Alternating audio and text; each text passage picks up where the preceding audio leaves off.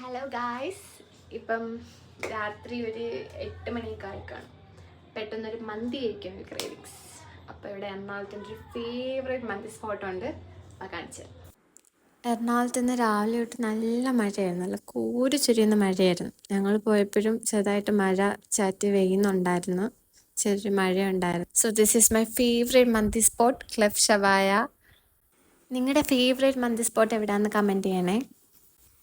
ഇവിടെ ഉള്ള മെയിൻ പ്രശ്നം വെച്ചാൽ കുറേ വെയിറ്റ് ചെയ്യേണ്ടി വരും. കുറേ നല്ല ആൾക്കാരാണ്. അപ്പോൾ നമ്മുടെ പേരൊക്കെ കൊടുത്ത് കുറേ നേരം വെയിറ്റ് ചെയ്തൊക്കെ ഇരിക്കണം. ഞാൻ അപ്പം കണ്ടാണ് ഈ പൂച്ചേനെ.